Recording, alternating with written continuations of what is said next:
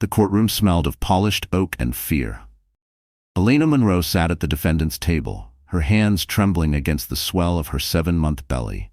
Every breath came shallow, every heartbeat louder than the murmurs echoing through Manhattan's Supreme Court. Her husband, Adrian Cross, sat opposite her, perfectly tailored in a navy suit, his smirk slicing through the air like a blade. The man who once kissed her forehead every morning now laughed quietly as his lawyer whispered something crude about unstable pregnant wives.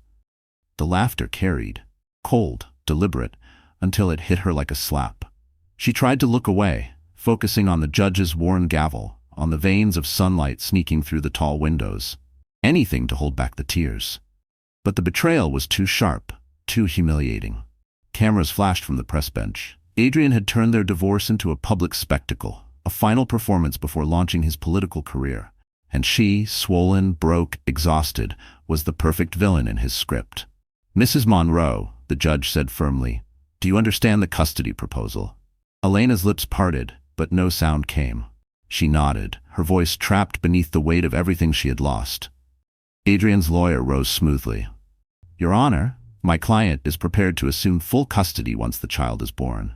Mrs. Monroe's emotional volatility and recent job termination raised serious concerns about her ability to provide a stable home. The words landed like stones. Emotional volatility, unstable, unfit, lies, all of them, but carefully constructed lies that sounded like truth. Elena's former obstetrician had forged medical notes, labeling her depressed and erratic. The same doctor who happened to play golf with Adrian every Sunday. She clenched her fists, whispering to herself, "Don't cry, don't give him the satisfaction." But when she glanced at him again, he was still smirking, leaning back in his chair like a man enjoying a private joke. The tears came anyway, silent but visible, tracing thin silver lines down her pale cheeks. The judge sighed, rubbing her temple. "Mr. Cross, you may proceed with closing remarks." Adrian stood, buttoning his jacket with the calm arrogance of a man certain of victory.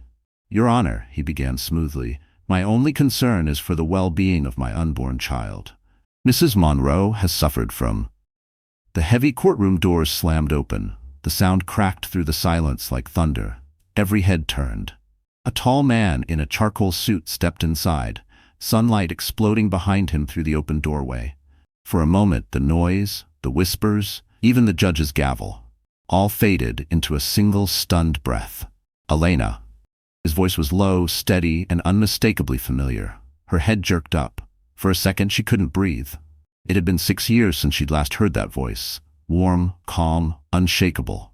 Julian Hart. The man she once loved. The one she left because she thought he cared more about success than her heart. Adrian's confidence flickered. His jaw tightened as murmurs rippled through the courtroom. Everyone knew the name. Julian Hart, the tech billionaire. The man Forbes called the architect of the future. Julian's gaze locked on Adrian, then shifted gently toward Elena. "Sorry for the interruption, Your Honor," he said, handing a folder to the court clerk.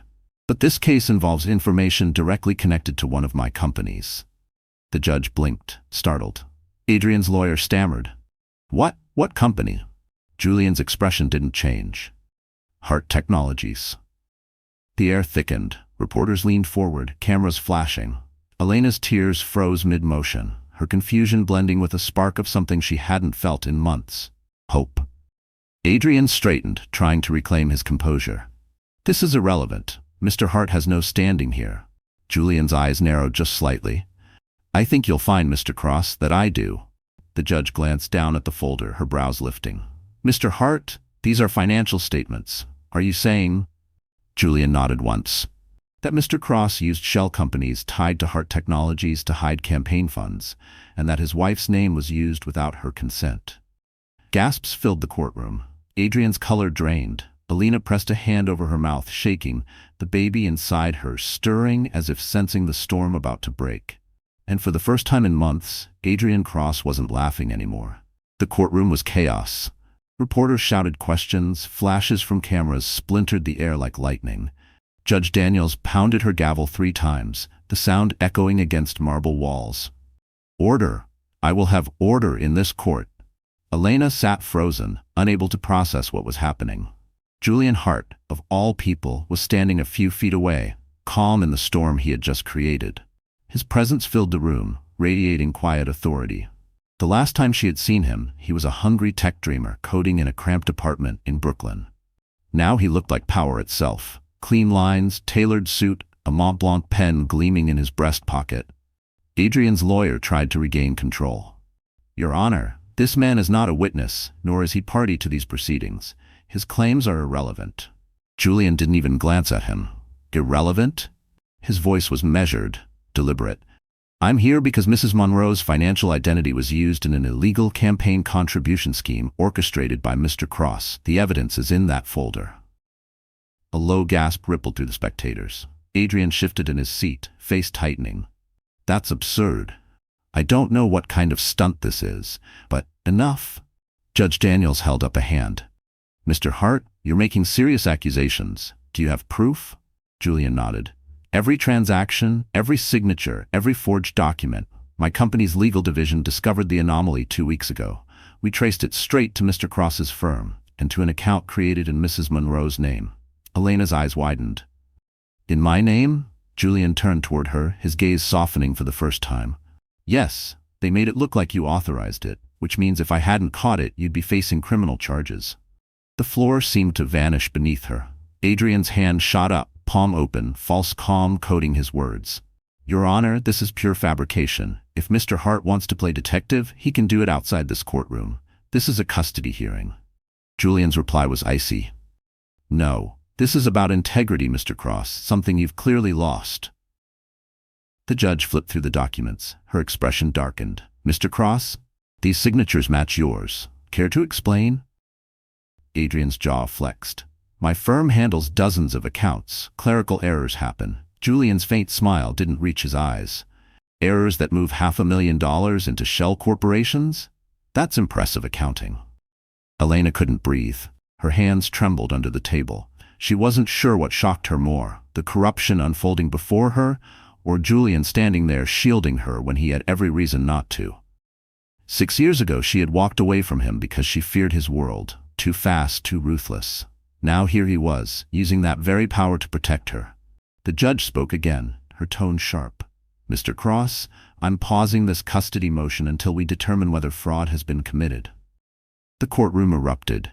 Adrian turned to Elena, his polished confidence cracking. "You think this changes anything? You'll still lose, Lena."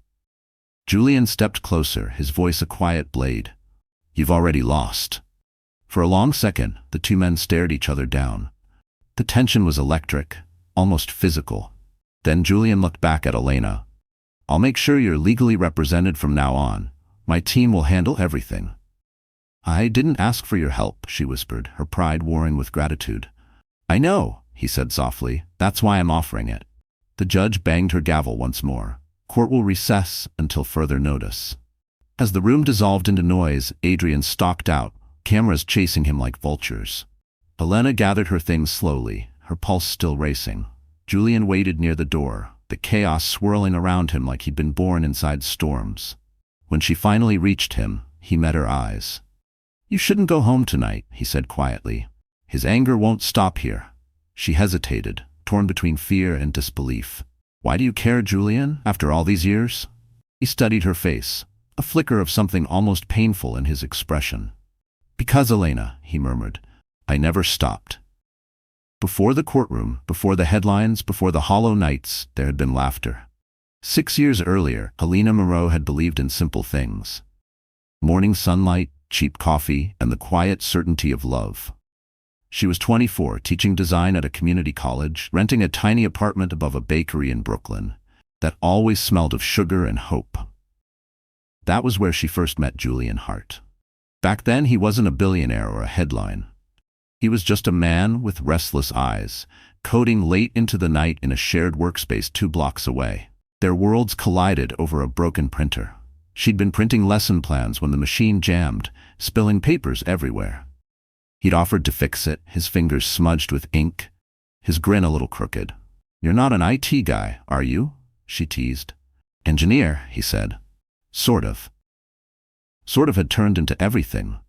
Within weeks, they were inseparable. Late-night walks across the Brooklyn Bridge, take-out noodles eaten on her rooftop, plans whispered under flickering streetlights. He was ambitious, almost frighteningly so, but with her he was gentle.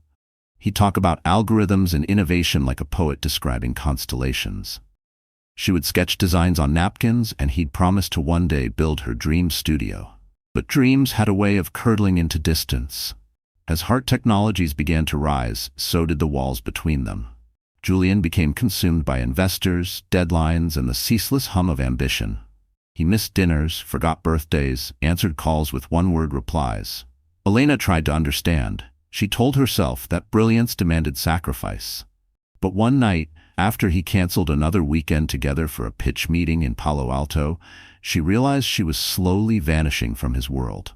When she ended it, she didn't cry. She simply said, "You're building something incredible, Julian. I just don't think there's space for me in it." He'd looked at her for a long time, silent, before whispering, "You're wrong, Lena. You're the reason I started." But she left anyway. Years later, she met Adrian Cross at a design conference in Manhattan. He was everything Julian wasn't: charming, grounded, attentive. He bought her coffee, listened to her ideas, made her laugh. When he said, "I don't want success, I want stability," she believed him. After Julian's whirlwind world, Adrian's quiet promises felt safe. They married after 8 months. For a while, it was blissful. He'd surprise her with lilies, cook her breakfast, tell her she was the reason he worked so hard. But as his law firm grew, the mask began to slip. The compliments turned into criticisms, the warmth into calculation. He started timing her, measuring her value in hours and outcomes. When she lost a major project contract due to pregnancy fatigue, he called her unreliable. By their 3rd anniversary, she was living with a stranger. He stopped touching her belly, stopped saying "we" when talking about the baby. Late nights stretched longer, his phone always face down. One night, Elena found a text on his tablet. "Can't wait for the next weekend getaway. You in that dress." The sender's name was saved under a fake client contact. She confronted him. Adrian didn't even flinch.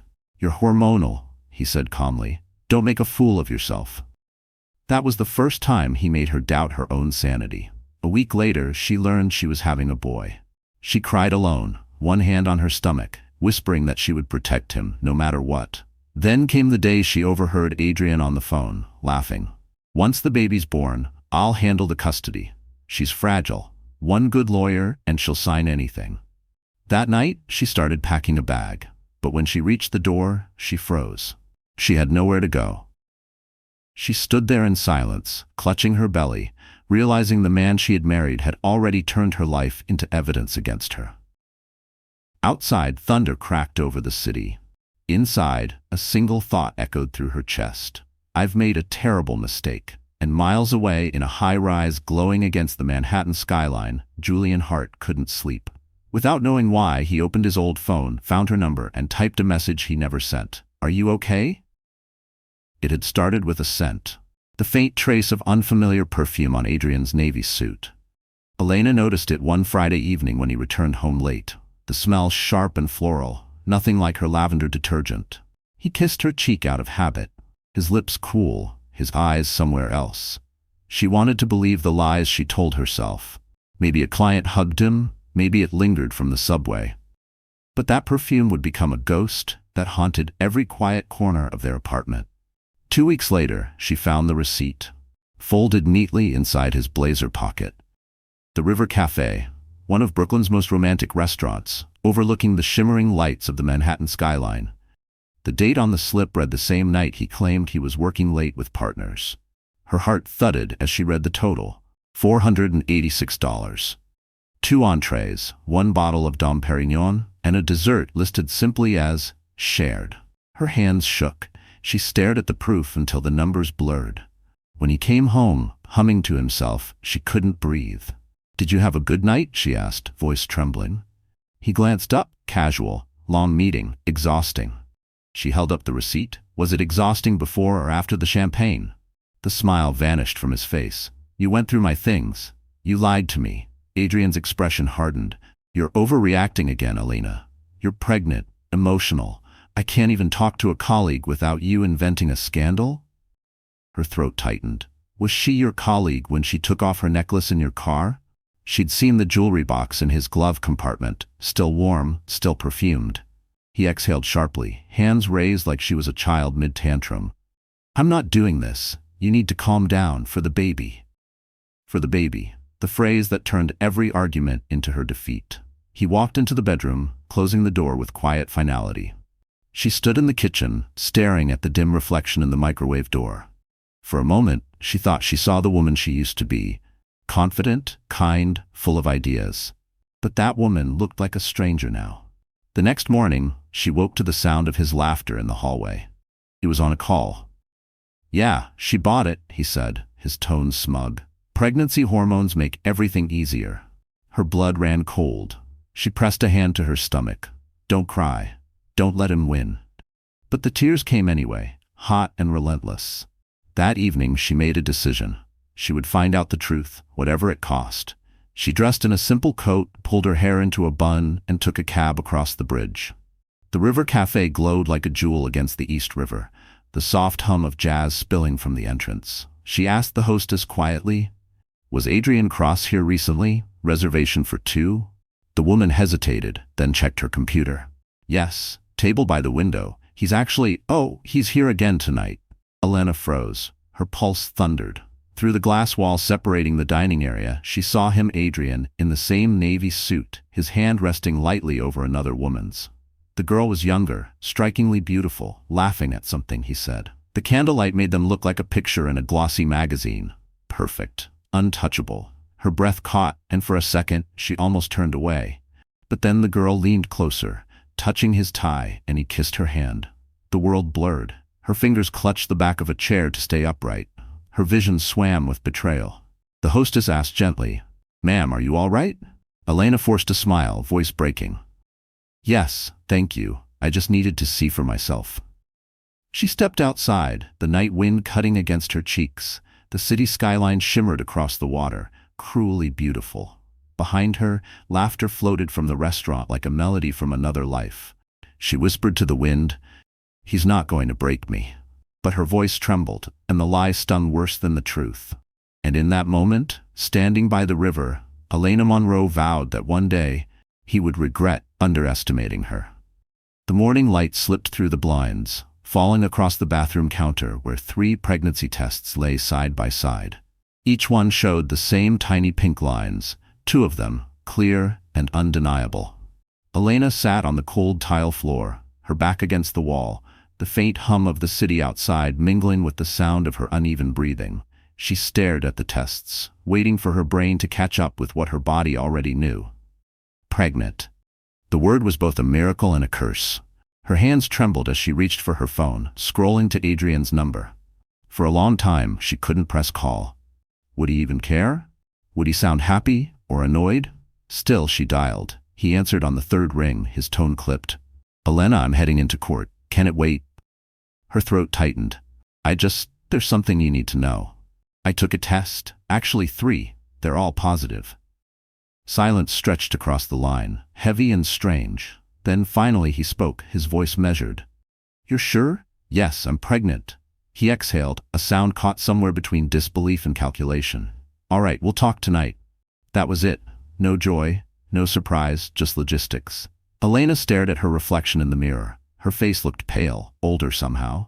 She touched her stomach gently, whispering, "Hey there, little one."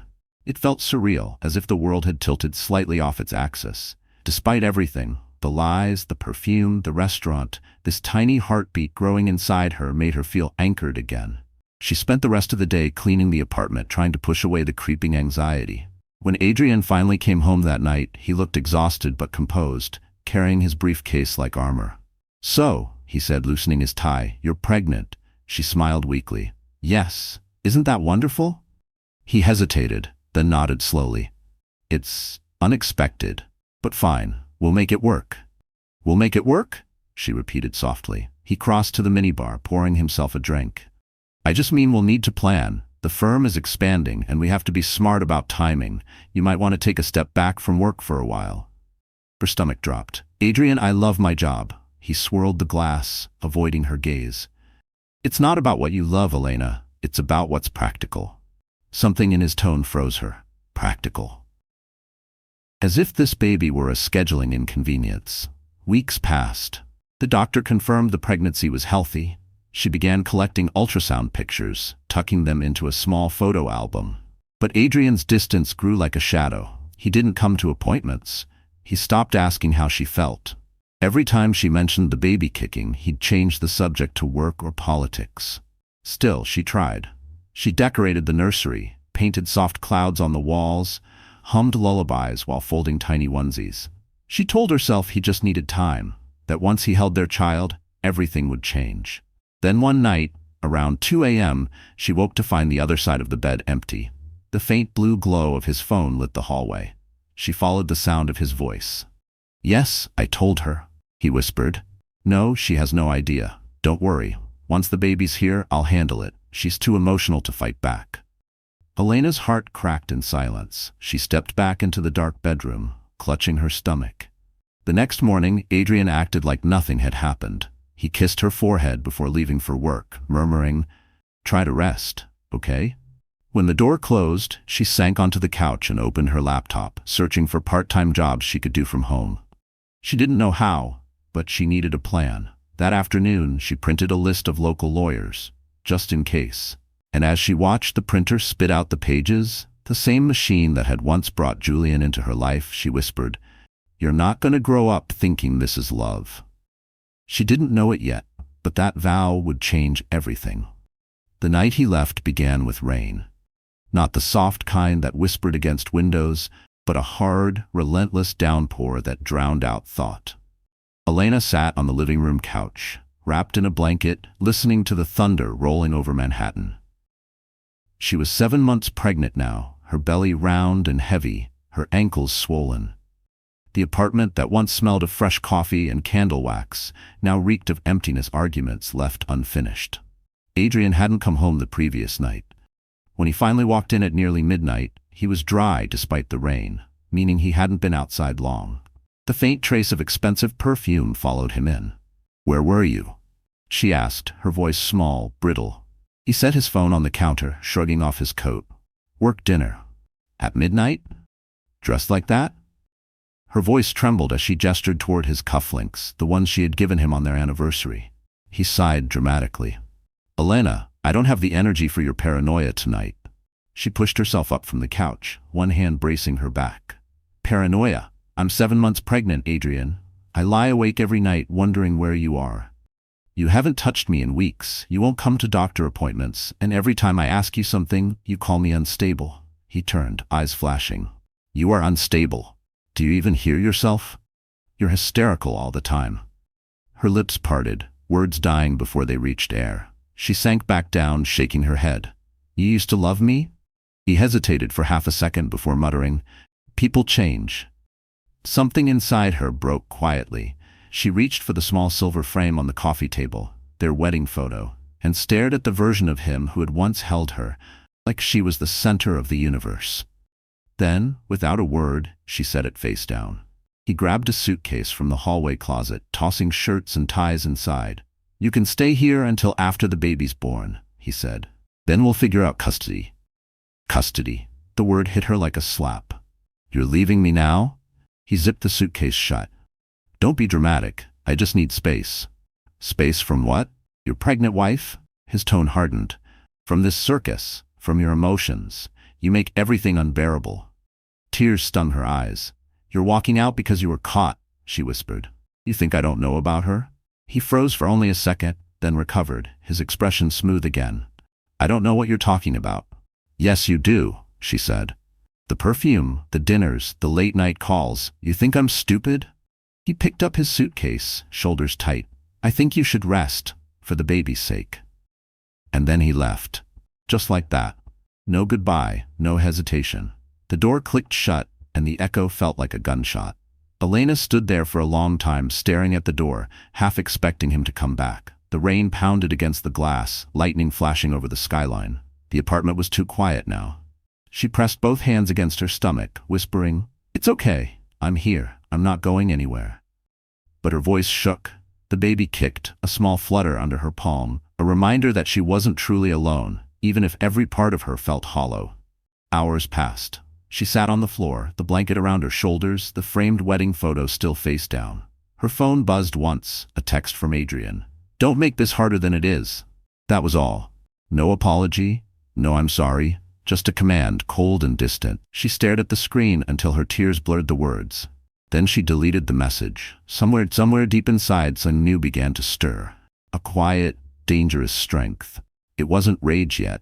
Not revenge. Just resolve. When the rain finally stopped, dawn crept through the windows. She rose slowly, aching but steady, and whispered to her reflection in the dark glass, "You're not the weak one here." And for the first time in months, Elena Monroe believed herself. 2 weeks after Adrian left, the silence in the apartment had become unbearable. It was a kind of silence that hummed, that filled every empty space with memory. The refrigerator hummed louder, the clock ticked sharper, and every creak of the floor sounded like abandonment. Elena spent her days trying not to cry, and her nights pretending she was strong. She had stopped answering calls from friends. Shame was louder than loneliness. One cold Tuesday morning, she forced herself outside for her prenatal checkup. The city was half asleep, gray and slick from rain.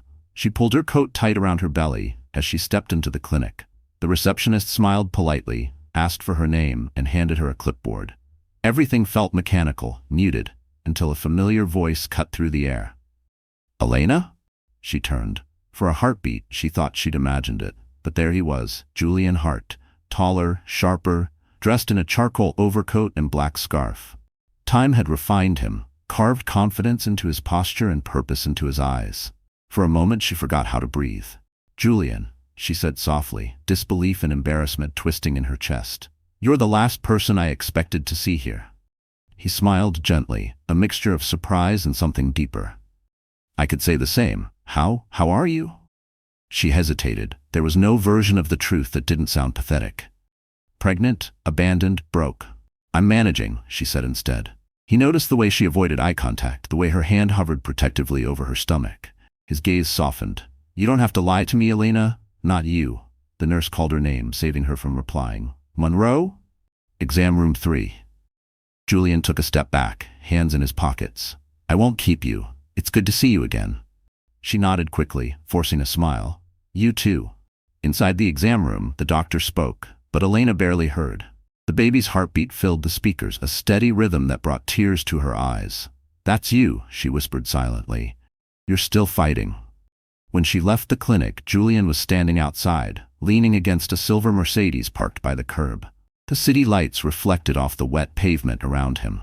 "I thought you might need a ride," he said. She blinked. "You waited?" He shrugged. "Old habits die hard." The car smelled faintly of cedar and clean leather. She sat quietly while he drove, the hum of the engine filling the spaces between them. It was strange. After all these years, he still felt like safety.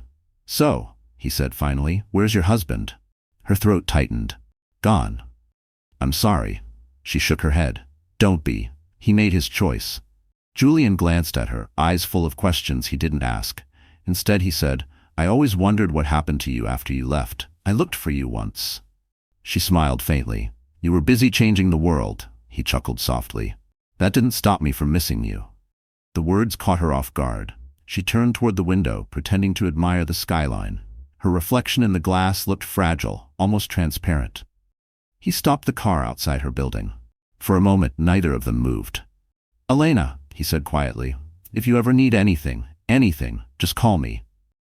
She met his gaze. "I appreciate that, but I think I need to do this on my own." He nodded slowly. "That's the woman I remember."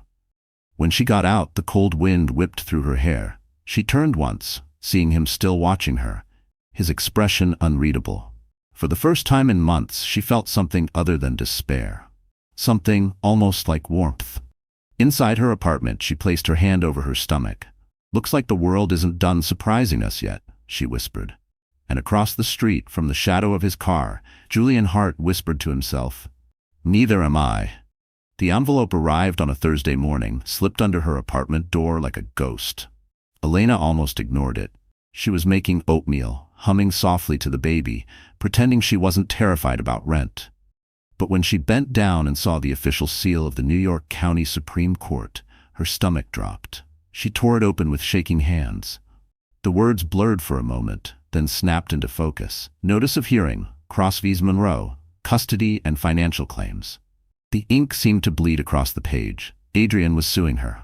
Her breath hitched. She sank into a chair, the paper trembling in her hands. There it was, in cold legal language. The petitioner seeks full custody of the unborn child, citing mental instability, financial incapacity, and unsafe living conditions. Unsafe, she whispered bitterly. The only danger in her life had been him. For a long time, she just sat there, frozen. The baby kicked softly beneath her ribs, as if asking what was wrong. "It's okay," she whispered, even though nothing was okay. The phone buzzed. Unknown number. She almost didn't answer, but something in her gut told her to. "Hello? Elena? It's me."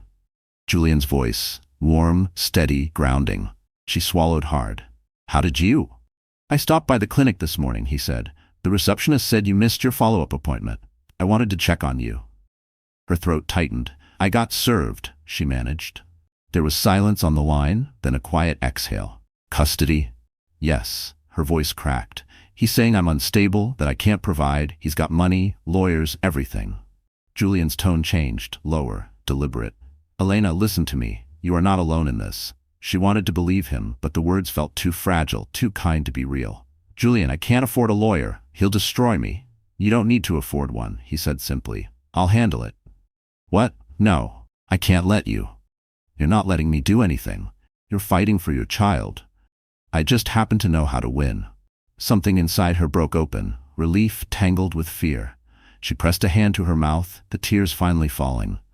"Why are you doing this for me?" He paused. "Because someone should have a long time ago." The next morning, a black Mercedes waited outside her building. Julian had sent his assistant to pick her up. She hesitated before climbing in, feeling out of place in the luxury leather seat. The city blurred past, gray and familiar, but her world was shifting with every mile. They arrived at a gleaming glass tower on Park Avenue. Inside, the walls were lined with art that probably cost more than her apartment building. A receptionist smiled. "Mr. Hart is expecting you." Julian was in a corner office with a skyline view. He stood when she entered, offering her a small, reassuring smile. "You look like you haven't slept." "I haven't," she admitted. He gestured to a folder on the desk. "This is your new legal team, the best in the city. They'll protect you." She stared at the embossed logo on the folder. "Coleman, Price and Hart. You're serious." "I don't do halfway, Elena." Tears welled again. "I don't know how to thank you." "Win," he said simply. "That's how." The meeting lasted 2 hours. The lawyers listened, took notes, analyzed every document. When they were done, one of them, a calm woman named Dana Price, said, "We'll fight this, Mrs. Monroe, and we'll win." As Elena left Julian's office, she glanced back. He was standing by the window, hands in his pockets, watching the city. For the first time in months, she didn't feel small.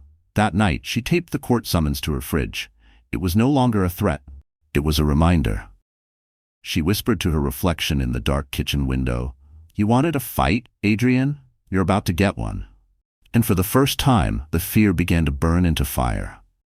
The first court meeting was scheduled for Monday morning, and by Sunday night, Elena hadn't slept a minute. Her apartment was filled with open folders, medical records, and financial statements, proof of her sanity, her stability, her worth as a mother.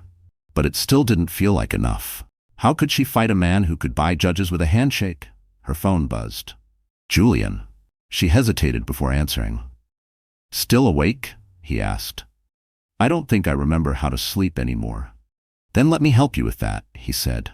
"Pack a bag. I'm sending a car." "Julian, I can't." "You can. You're not walking into that courtroom looking like you've survived a war. You're walking in like you've already won." 20 minutes later, she was in the back of a sleek black Mercedes S-Class, the city lights streaking across the windows. When the car stopped, she looked up in disbelief. The Ritz-Carlton.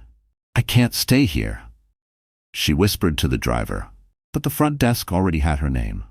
"Miss Monroe, Mr. Hart reserved a suite for you. Everything's been taken care of." The suite was breathtaking, floor-to-ceiling windows overlooking Central Park, crisp white linens, the scent of jasmine. For the first time in months, she felt clean air in her lungs. On the desk sat a box tied with a silver ribbon. Inside was a note in Julian's handwriting, "Wear this tomorrow. Walk in like the world already belongs to you." Beneath the note was a navy maternity dress, simple, elegant, tailored perfectly. She ran her fingers over the fabric, her throat tightening. No one had thought about her comfort in so long that the kindness felt almost unbearable. The next morning, when she stepped out of the hotel lobby, Julian was waiting by the car. He looked calm, focused, a sharp contrast to her racing heart. "You didn't have to do all this," she said quietly. He smiled. "Yes, I did." In the car, she caught him glancing at her reflection in the window. "You look like you again," he said softly. She managed a small laugh. "You remember me that well?" "Every detail," he said, eyes fixed ahead. "I remember you hated thunder but loved the rain. You used to draw on napkins when you couldn't sleep, and you used to believe that kindness could fix anything." She turned to look at him, surprised. "And now?" His jaw tightened slightly. "Now I believe kindness needs a bodyguard."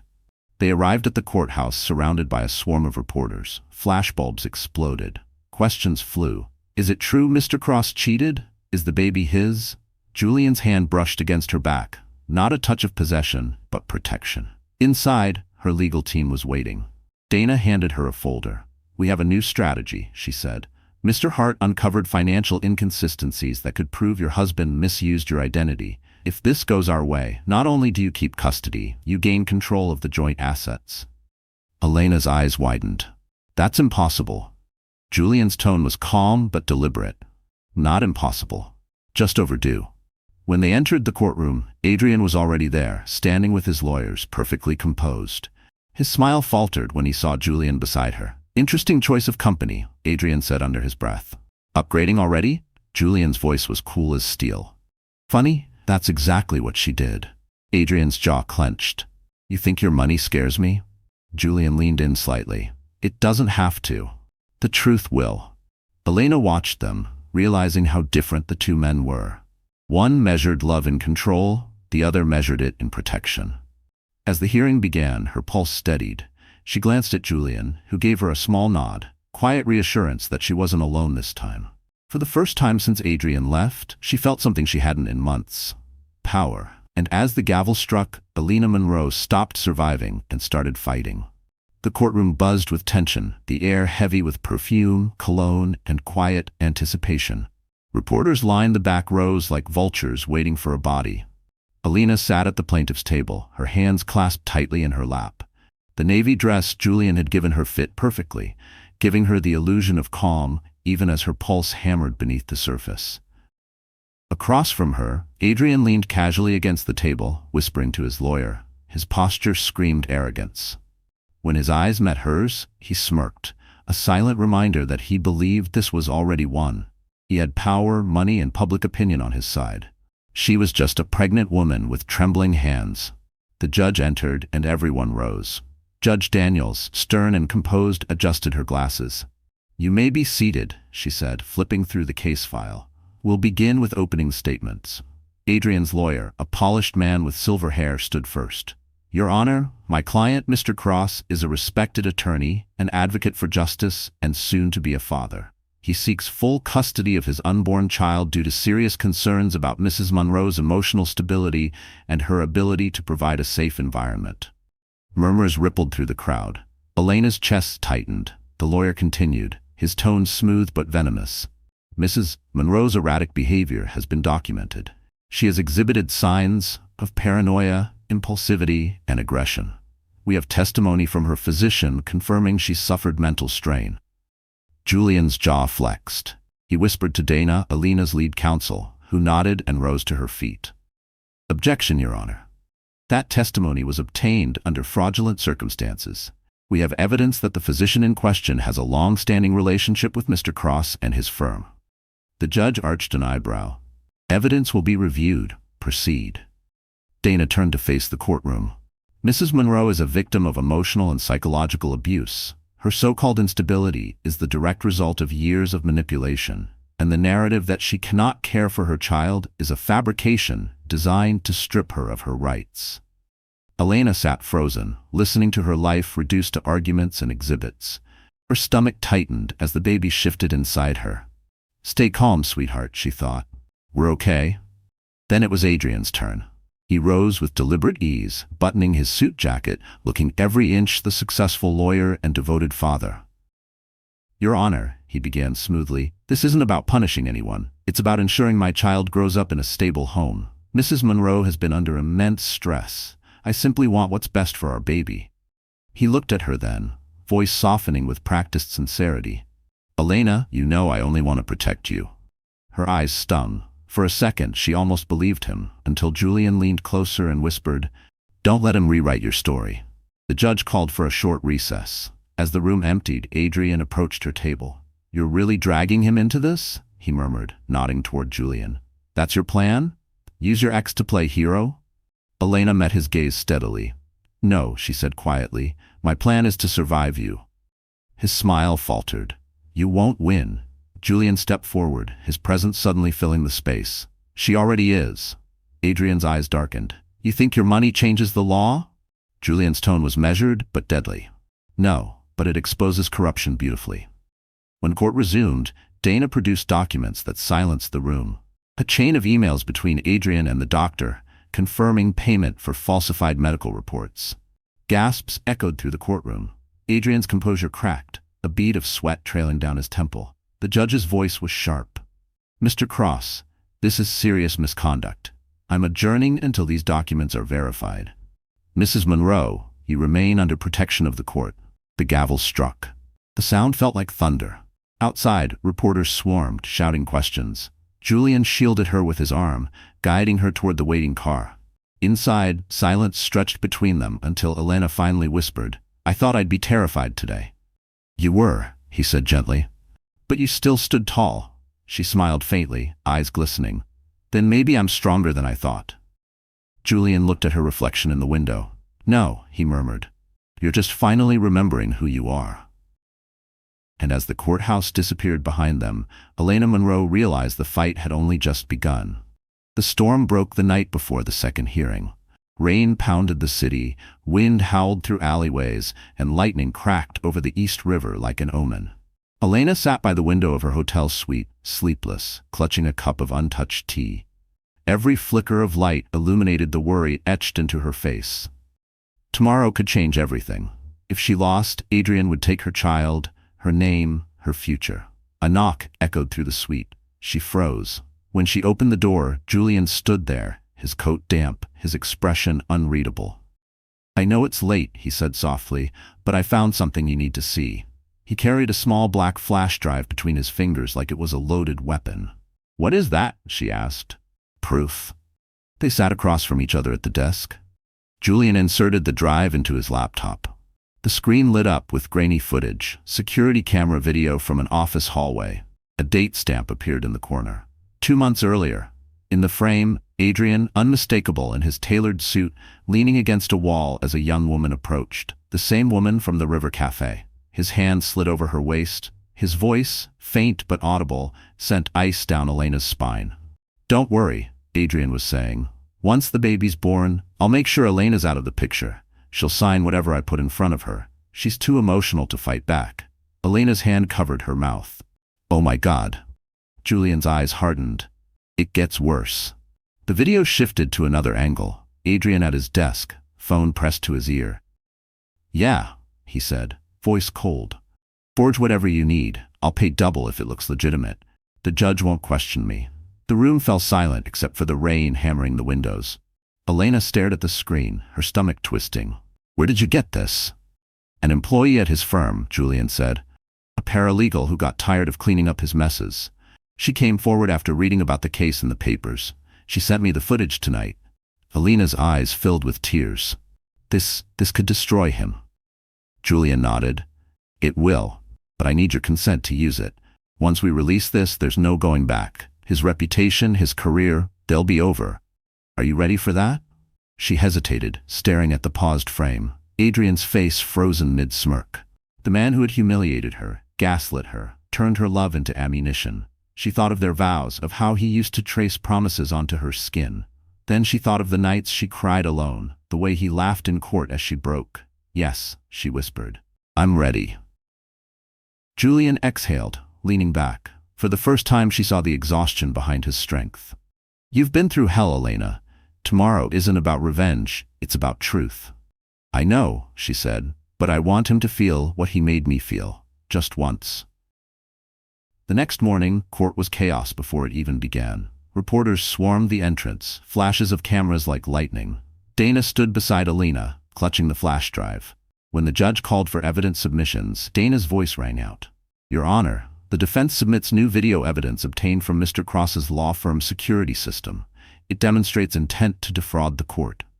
Adrian's lawyer jumped up. Objection. This is inadmissible. But Judge Daniels raised a hand. Play the tape. The courtroom went still. The footage played on a large monitor. Adrian's voice filled the room, arrogant, calculated, undeniable. The moment it ended, the silence was deafening. Adrian's face turned gray. That's edited, he shouted. This is a setup. The judge's tone was ice. Mr. Cross, another outburst and I'll hold you in contempt. Elena sat perfectly still, tears glistening but her chin high. For the first time, the shame wasn't hers. Julian leaned close, his whisper steady. You just won the war. She didn't answer. She only looked at Adrian, broken, cornered, and thought, you taught me how to fight. You just never thought I'd learn so well. And as the gavel fell, the balance of power shifted forever. The next 48 hours turned Adrian Cross into a headline. Prominent Manhattan attorney accused of fraud and coercion in custody case. His face flashed across every news channel, his smirk frozen beneath bold fonts. The man who once strutted into courtrooms was now avoiding them. And still, somehow, he thought he could fix it. Helena watched the chaos from the quiet of Julian's office. The city skyline stretched behind him like armor. He's panicking, Julian said, scrolling through a stream of emails from legal journalists. He's calling everyone he ever helped. No one's picking up. She stared at her reflection in the glass. He'll come for me, she murmured. He always does when he's cornered. Julian turned toward her, his voice low but certain. Let him try. By evening, the prediction came true. Adrian showed up outside her apartment building, rain dripping from his hair, a desperate half-smile on his face. The doorman tried to stop him, but Elena stepped forward, heart pounding. She hadn't seen him this unpolished in years. No tailored suit, no charm, just the raw edges of fear. Elena, please, we need to talk, he said. She crossed her arms.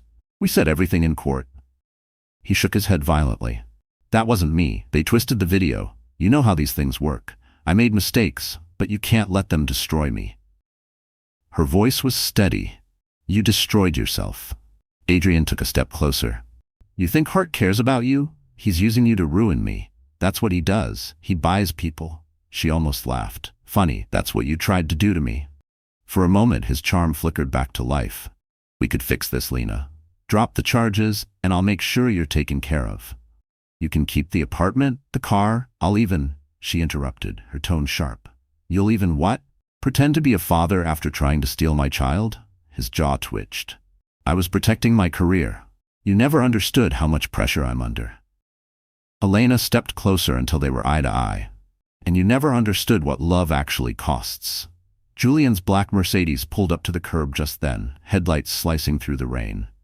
Adrian's eyes narrowed. Of course, he muttered. Your knight in shining billions. Julian got out, his presence calm but unmistakably dangerous. Mr. Cross, this conversation is over, Adrian scoffed.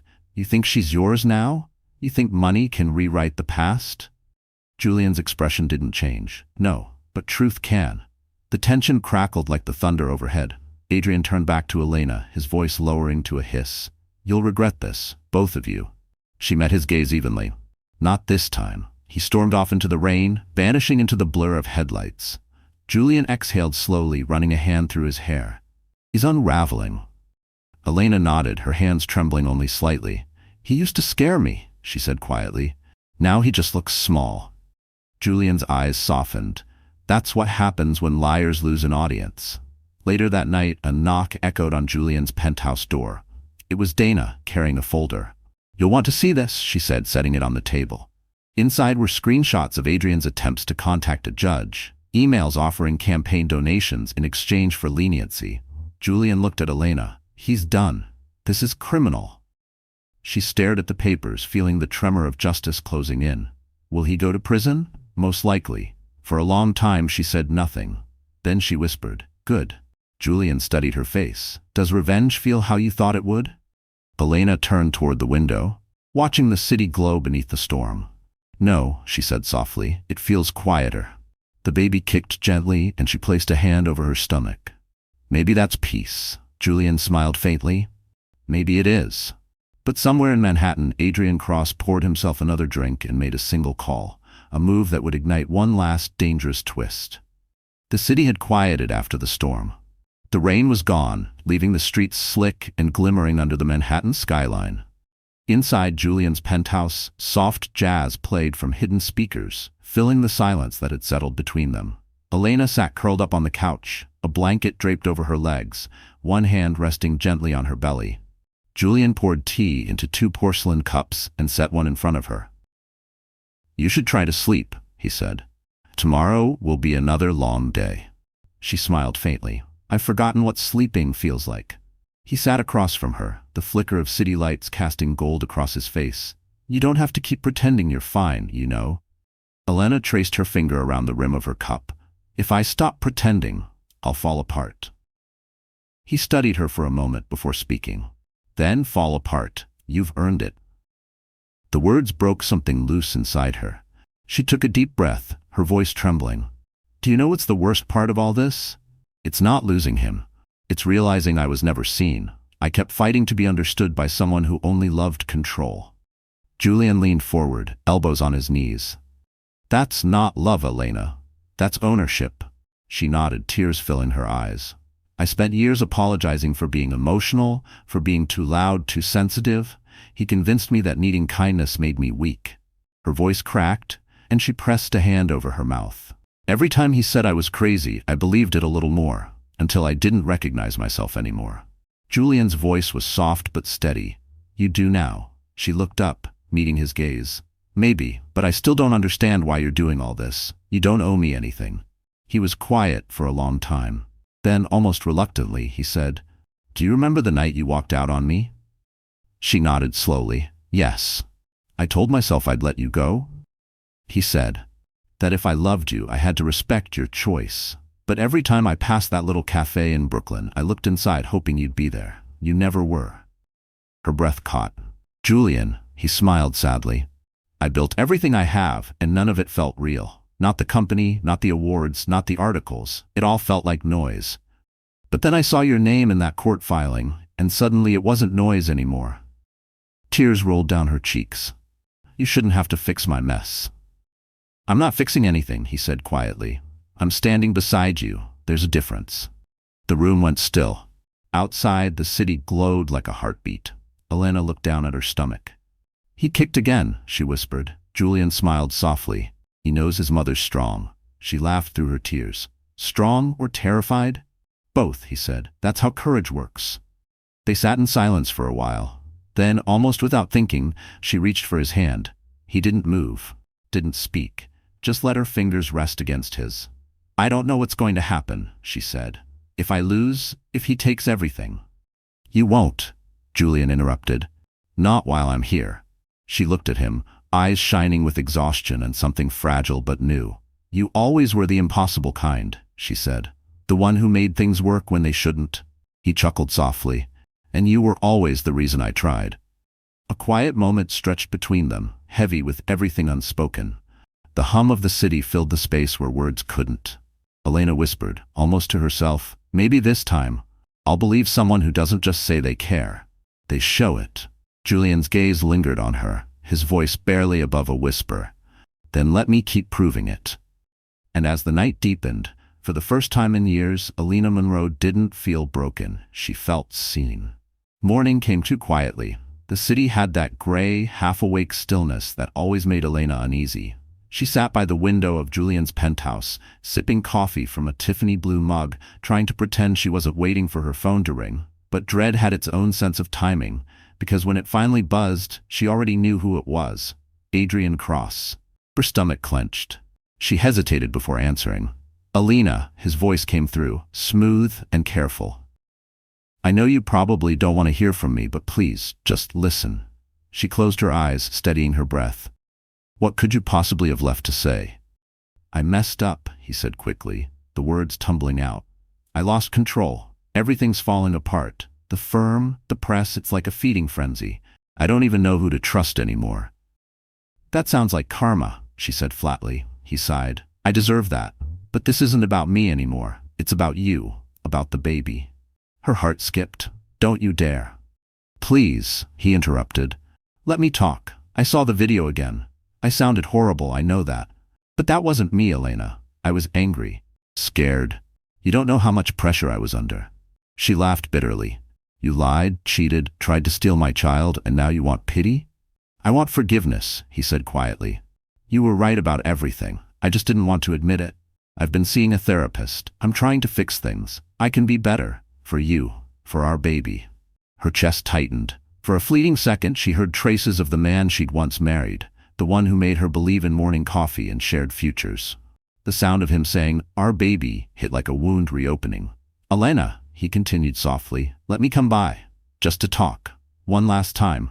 You can even have your lawyers here if you want. Please. The logical part of her screamed no. But curiosity, guilt, and years of emotional conditioning tangled round her heart like chains. 1 hour, she said finally. That's all. When she hung up, she regretted it instantly. Julian walked in just then, his hair still damp from the shower. Who was that? She hesitated. Adrian. His eyes hardened. What did he want? To talk. Julian crossed his arms. You can't trust him. I know, she said. But I need to hear him say it, to my face. The lies, the excuses, all of it. I need to look at him and feel nothing. He studied her for a moment, then nodded reluctantly. Fine, but I'm staying nearby. An hour later, Adrian arrived. Gone was the confident lawyer. He looked hollow, his once perfect hair unkempt, dark circles under his eyes. He carried a small paper bag. I brought breakfast, he said, forcing a smile. Your favorite croissants from Lavon. She stared at the bag. You remembered. He sat down across from her. I remember everything, Elena. I remember how you used to hum when you painted, how you'd fall asleep reading. I ruined us, and I hate myself for it. Her throat tightened, but she stayed silent. I don't expect you to forgive me, he said.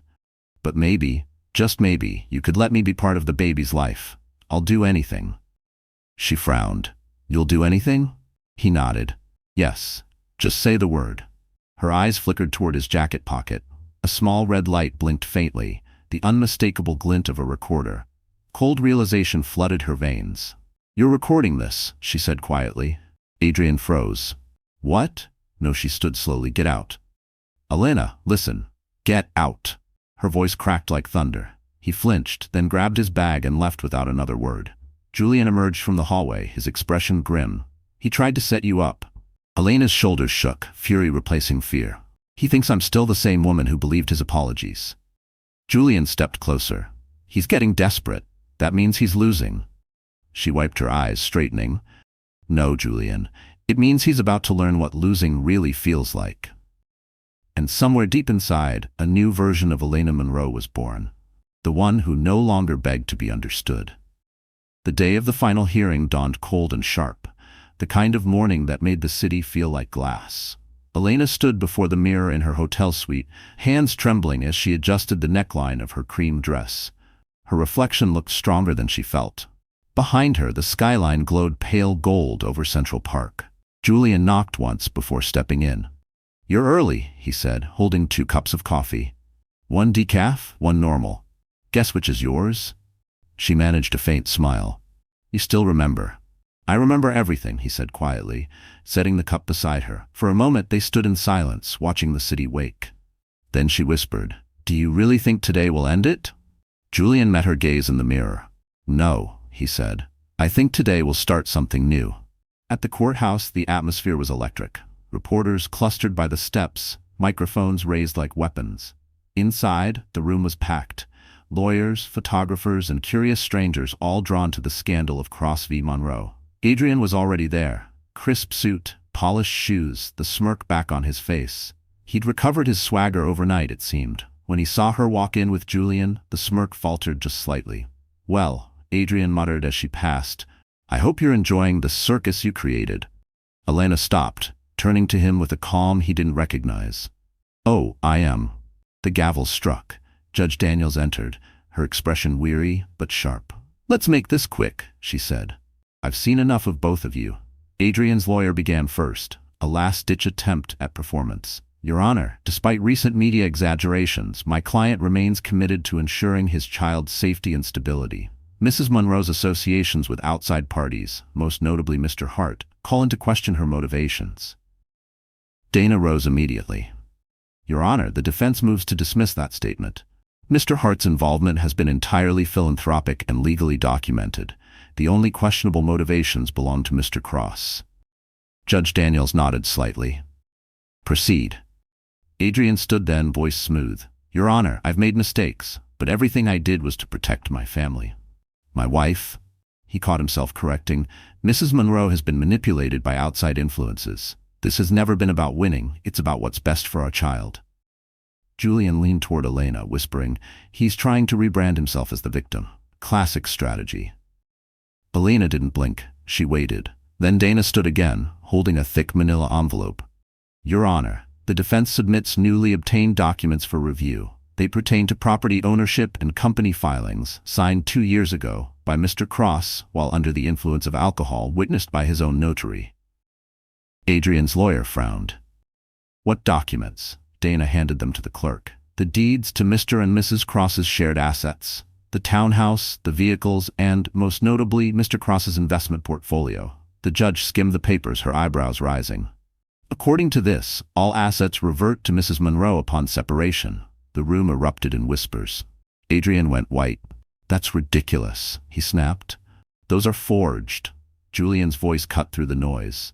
They're not forged. They were filed through your own paralegal. You just never read what you signed. You wanted to look generous for your campaign, remember? I simply found the copies you forgot existed.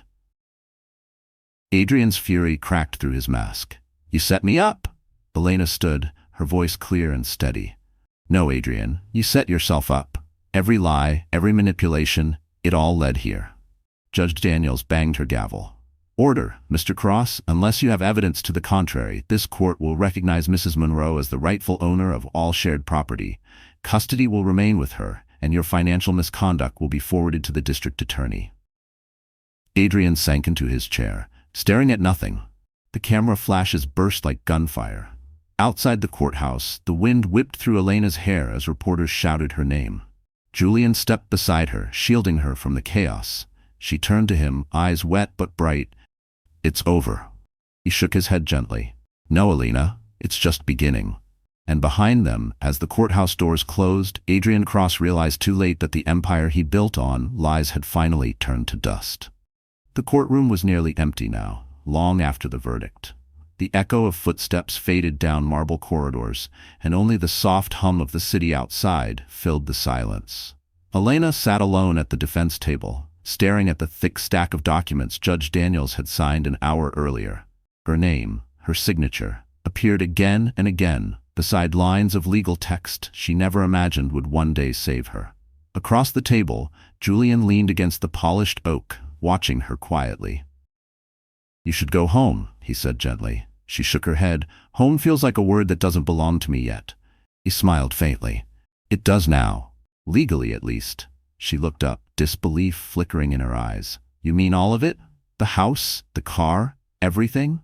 Julian nodded. Every asset he thought he controlled. He transferred ownership 2 years ago during a partnership restructuring. It was buried in a mountain of paperwork, but I had a team dig it up. She let out a hollow laugh.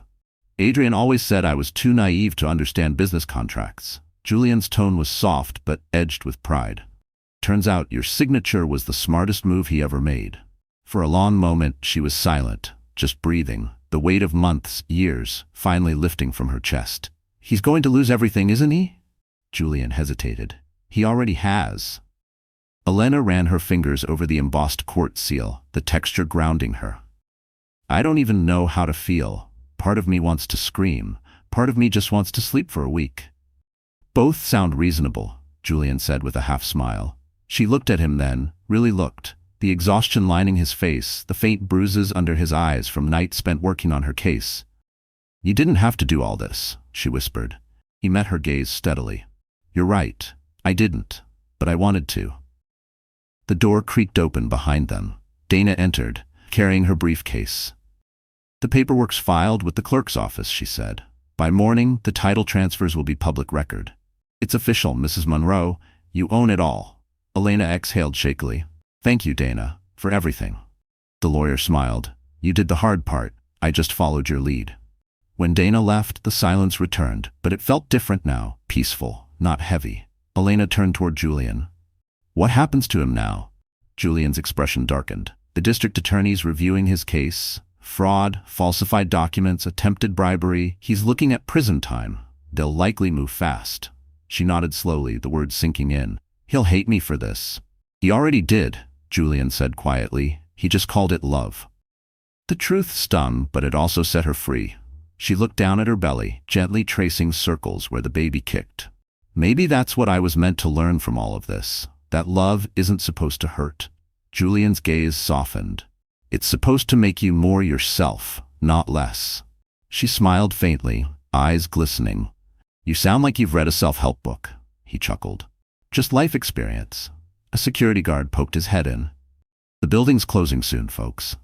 Elena gathered the papers into a neat stack, sliding them into a leather folder. As she stood, Julian reached for her coat. Let me drive you home, he said. Outside, the night air was crisp, the city lights reflecting off the wet pavement. They walked side by side toward the waiting Mercedes. For the first time in months, she didn't flinch at the sight of cameras. She didn't need to hide anymore. Inside the car, she rested her head against the window. The skyline shimmered as they crossed the bridge. The same view she'd once cried under, the night she saw Adrian with another woman.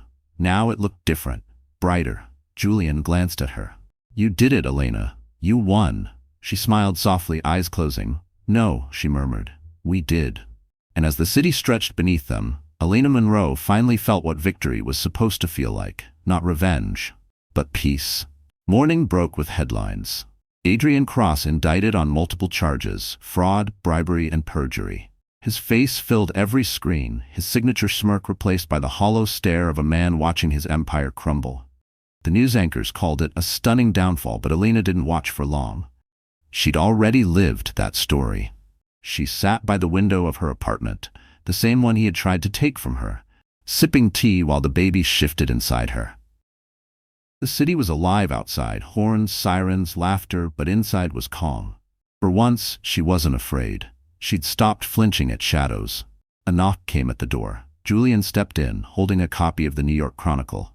The headline stretched across the front page, Cross's wife wins everything. He smiled faintly. You made front-page history. She took the paper, scanning the article. Her photo was there, her standing outside the courthouse, chin high, wind in her hair. Beneath it, the caption read, Elena Monroe, the woman who fought back. Her breath hitched. I don't feel like a headline. You're not, Julian said. You're the truth behind one. Before she could reply, her phone buzzed. Unknown number. Her heart skipped. Against her better judgment, she answered. Elena. Adrian's voice, hoarse, raw, unraveling. Her fingers tightened around the phone. What do you want? A shaky laugh came through the line. What do I want? I don't even know anymore. They froze my accounts. My partners dropped me. You won. She stayed silent. He continued quieter. I saw the papers. You look different. Happy. Her voice was even. Peace looks different from control. Adrian exhaled shakily.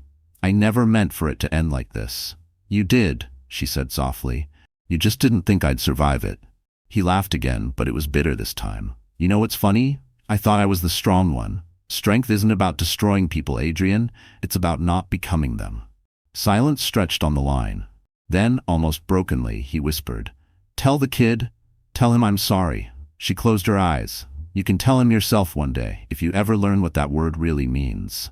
When the call ended, she didn't cry. There was nothing left to grieve, only relief, sharp and clean. Julian watched her carefully. Are you okay? She nodded. For the first time, yes. He stepped closer, setting the paper down. There's one more thing. The DA wants you to testify in the final hearing. They need your statement on record.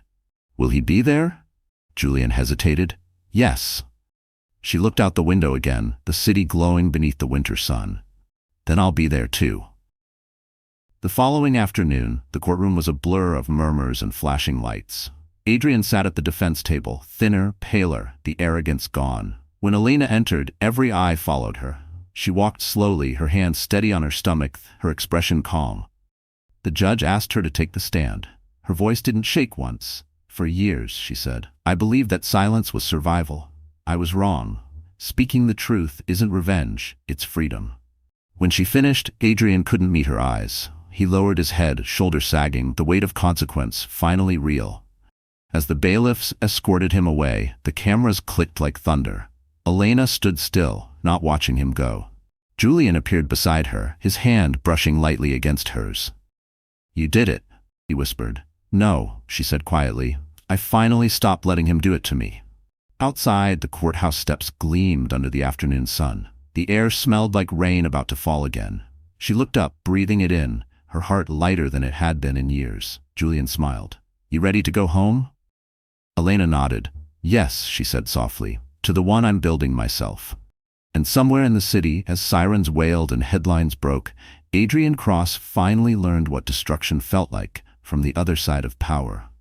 The following week, Manhattan seemed quieter, as if the city itself had exhaled after the chaos. The storm was over, at least the kind that could be seen in headlines. Elena Monroe was no longer a name whispered in pity, but one spoken with awe. Yet fame, even the sympathetic kind, never felt like victory. Julian insisted she rest. He booked her a suite at the Plaza Hotel overlooking Central Park, saying she deserved something softer than the courtroom's echo. The suite smelled of orchids and fresh linen, the kind of luxury she used to admire through glass windows she couldn't afford. Elena stood by the window, watching the snow fall in lazy spirals. The park below was dusted white, the city muffled by silence. For the first time in months, there was no schedule, no attorney calls, no threats waiting in her inbox. She could finally breathe. A knock sounded on the door. When she opened it, Julian stood there, holding a brown paper bag. "Room service was boring," he said, "so I brought pizza." She laughed, a real, unguarded laugh. "You brought pizza to the plaza?" "I like balance," he said with a grin. They sat on the floor near the window, plates on their laps, the city glowing behind them. For a long while, they didn't speak. They didn't have to. The quiet between them wasn't heavy anymore. After a few bites, she asked, "Do you ever miss being ordinary?" Julian looked out the window. "Every day, but I think I just redefined what ordinary means." She smiled. "And what's that?" "This," he said simply. "A night without strategy, no suits, no shareholders, just peace." Elena's gaze softened. "I don't think I've ever had that." He studied her for a moment. "You do now." She looked down at the sparkling ring still on her finger, the wedding band she hadn't yet removed. Slowly, she slid it off and set it on the table. The metal caught the city's glow, gleaming one last time before she whispered, "Goodbye." Julian watched quietly, understanding the weight of that small act. "Feels lighter, doesn't it?" She nodded, her voice barely above a whisper, like taking off something that never really fit. He reached into his pocket, pulling out a small book, its cover worn, its corners bent. "What's that?" she asked. "Something that helped me once," he said, handing it to her. It was The Subtle Art of Not Giving a Fuck by Mark Manson. A smirk tugged at her lips. "You're giving me a self-help book?" "Consider it a graduation gift," he said. "You've earned it." She laughed again, flipping through the pages. "You really are impossible." He leaned back against the wall, watching her laugh, and for a brief moment his chest ached with something he hadn't allowed himself to feel in years: hope. Later that night, Elena stood on the hotel balcony, wrapped in a soft robe, the winter air crisp against her skin. Below her, the lights of Fifth Avenue shimmered like stars fallen to earth. Julian joined her, holding 2 mugs of hot chocolate. "Do you ever wonder what's next?" she asked. "All the time," he said. "But I stopped trying to predict it. Life's better when it surprises you." She glanced at him, her eyes warm. "You're starting to sound like me. Maybe you're rubbing off on me." They both laughed quietly. The city stretched out below them, endless and alive. Elena sipped her drink, feeling the baby kick softly. "He's going to have a good life," she said, her voice filled with quiet certainty. Julian looked at her, not as a billionaire or a savior, but as a man completely undone. "Because he has you," he said. For a long moment they stood there in silence, snowflakes catching in her hair. The city kept breathing beneath them, steady and strong. And for the first time in years, Elena Monroe wasn't surviving. She was living. 2 months later, winter had melted into the early breath of spring. Manhattan pulsed again with life. Street musicians on Fifth Avenue, tulips blooming in Central Park, and the city's elite gathering for its first major charity event of the year, the Hart Foundation Gala for Women's Legal Rights. Elena hadn't planned to attend, Crowds and flashing cameras still made her uneasy, but when Julian sent a single text, "It's not about them, it's about you," she knew she couldn't hide forever. The Plaza Ballroom glittered that night. Crystal chandeliers shimmered above marble floors, and the air smelled faintly of roses and champagne. Women in satin gowns mingled beside Wall Street magnates and politicians pretending to care. Elena stood near the entrance, taking it all in. Her dress was emerald silk, simple but elegant, hugging the curve of her pregnancy. She looked radiant, not because of makeup or diamonds, but because peace finally suited her. Julian found her before she could retreat into a corner. He was dressed in a classic black tuxedo, his tie slightly undone. "You showed up," he said with that crooked smile that disarmed her every time. "I almost didn't," she admitted. "Then I would have dragged you here myself." She laughed softly. "You're still bossy. And you're still stubborn," he said. "We balance each other out." They walked together through the ballroom, stopping every few steps as people approached to congratulate her. Some offered sympathy, others admiration. She accepted each with grace. When a well-known journalist asked for a photo, Julian leaned close and whispered, "You're trending again, by the way." She rolled her eyes. "Please tell me it's for something less scandalous this time." Elena Monroe, the woman who rebuilt herself. Her smile faltered slightly. "That's actually beautiful," he nodded, "because it's true." As the evening unfolded, Julian took the stage. Cameras flashed as he spoke. "Tonight's about giving a voice to women who've been silenced, dismissed, or controlled," he said. "It's about rebuilding, not from revenge, but from truth." He paused, eyes finding hers across the room. And no one embodies that more than Elena Monroe. The audience turned to look at her. Applause rippled through the room. For a moment, Elena froze. Then she stood, feeling the weight of every eye on her, and smiled. A real smile, calm and unafraid. When Julian stepped down from the stage, she met him halfway. "That was cruel," she whispered. "You didn't warn me." He grinned. "Would you have stayed if I did?" "Probably not." "Then I regret nothing." They laughed together, and for a fleeting second it felt like the world had forgotten their pasts. But fate, as always, had one more card to play. Halfway through the evening, a familiar face appeared near the entrance. Adrian Cross. No entourage, no arrogance, just a man stripped of everything but his mistakes. He wore a simple gray suit, his posture unsure. Gasps followed him like shadows. Elena stiffened. "What is he doing here?" Julian's eyes narrowed. He wasn't invited. Adrian approached slowly, stopping a few feet away. His voice trembled. "I came to apologize, publicly, to her." The crowd quieted. Cameras turned. Elena felt her pulse quicken, but she stood firm. "This isn't your stage anymore, Adrian." He nodded. "I know, I just needed to say it, to acknowledge what I did.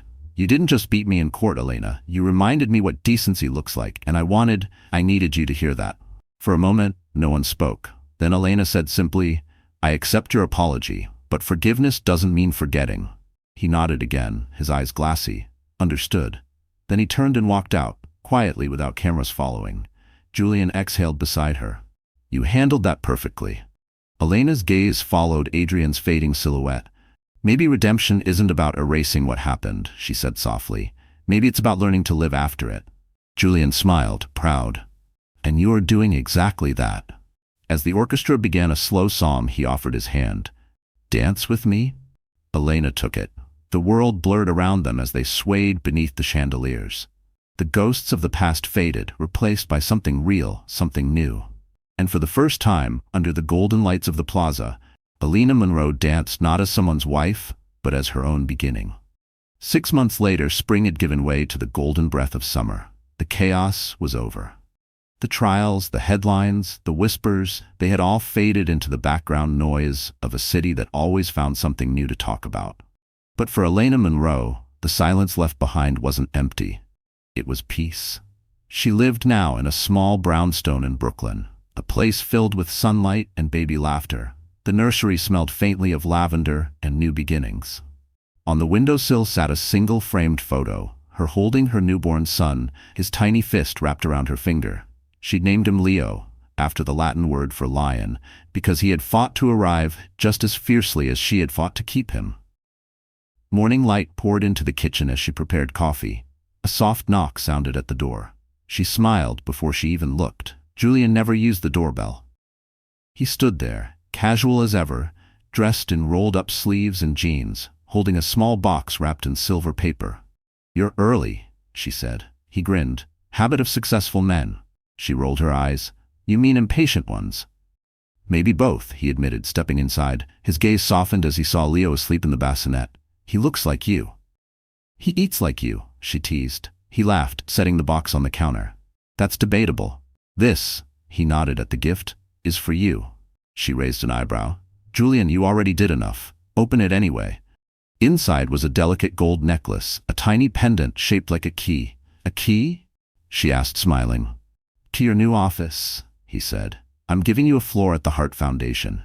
Women need someone who's actually lived through the system, not just studied it."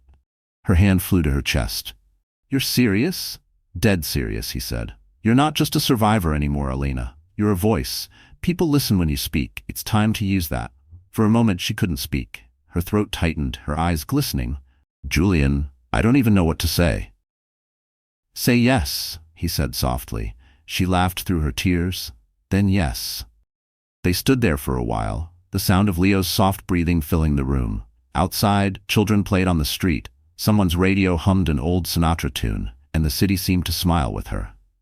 Later that afternoon, they took Leo for his first walk through Central Park. The world felt different now, slower, gentler. As they sat on a bench overlooking the lake, she looked at Julian. "Do you ever wonder if everything happened for a reason?" He tilted his head. "You mean the pain?" She nodded. "The betrayal, the court, all of it. Sometimes I think it was the universe's way of breaking me open." Julian's voice was quiet. "Sometimes we need to shatter before we can see what was always inside." She smiled faintly. "You really missed your calling as a poet. I'll settle for your business partner." She turned to him. "And friend?" He met her gaze. "Always." The baby stirred in her arms, and she rocked him gently, humming under her breath. For the first time, she didn't feel haunted by what she'd lost. She felt grateful for what she'd built. As the sun dipped behind the skyline, she whispered, "You know, I used to think survival was enough." "And now?" Julian asked. "Now I know survival was just the beginning." He smiled. "So what's next, Elena Monroe?" She looked out over the shimmering lake, her reflection framed by light. "I build a world where my son will never have to see a woman beg to be believed." Julian reached over, brushing a tear from her cheek. "You already started," she smiled, eyes bright with peace. "Then, let's finish it." The city hummed around them, alive, forgiving, eternal. And for once, she didn't feel like part of a story someone else was writing. She was the author now. And as dusk fell over Manhattan, Elena Monroe finally became what she was always meant to be. Not the woman who was hurt, but the woman who healed. So that's how Elena's story ends. But if you're still here right now, listening to this last moment, maybe something in her journey touched you too. Maybe like her, you've been through storms that tried to break you. And if that's true, then hear this. Nothing you go through is wasted. Every scar, every heartbreak, every fall, they're not signs of weakness, they're proof that you survived. Marcus Aurelius once said, "The impediment to action advances action. What stands in the way becomes the way." That's the essence of healing, turning pain into purpose. Elena didn't win because life got easier. She won because she refused to let her suffering define her. And so can you. If her story made you feel something, hope, strength, maybe even peace, don't keep it to yourself. Share it. Leave a like so we know you're part of this journey too. Subscribe to our channel because there are more stories waiting. Stories about falling, fighting, and finding your way back to the light. And remember, you're not broken. You're just becoming.